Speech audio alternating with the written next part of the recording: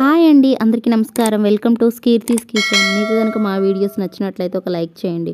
Today recipe ఇన్స్టెంట్గా టేస్టీగా ఉండేటటువంటి మామిడికాయ తురుము పచ్చడి ఏ విధంగా చేసుకోవాలి.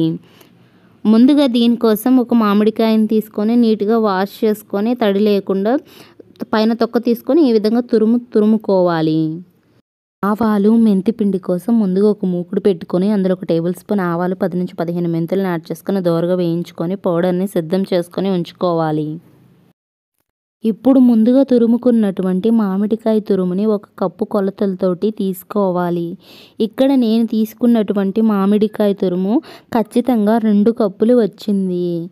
ఈ విధంగా మామిడికాయ తురుముని యాడ్ చేసుకున్న తర్వాత మామిడికాయలు పులుపును పట్టి కారాన్ని యాడ్ చేసుకోవాలి. ఇక్కడ నేను తీసుకున్న మామిడికాయ చాలా పుల్లగా ఉంది కాబట్టి 1/2 కప్పు కారం, 1/4 కప్పు ఉప్పుని యాడ్ చేయడం జరిగింది. అలాగే ముందుగా తయారు చేసుకున్నటువంటి మెంతి పౌడర్ని కూడా యాడ్ చేసుకోవాలి.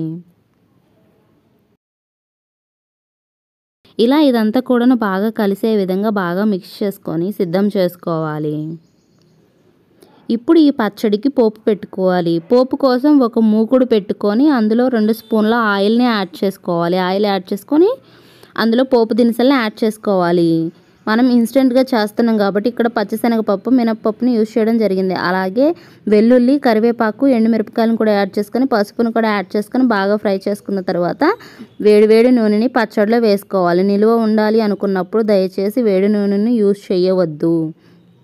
ఇలా ఈ పచ్చడి అంతటిని కూడా బాగా మిక్స్ చేసుకున్నట్లయితే మనకి ఇన్స్టెంట్ ఆవకాయ తురుము పచ్చడి అనేది తయారవుతుంది.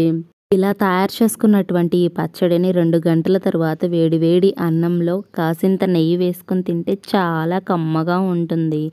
మీకు కనుక ఈ వీడియో నచ్చినట్లయితే ఒక లైక్ చేయండి, సబ్స్క్రైబ్ చేసుకోండి. Thank you for watching.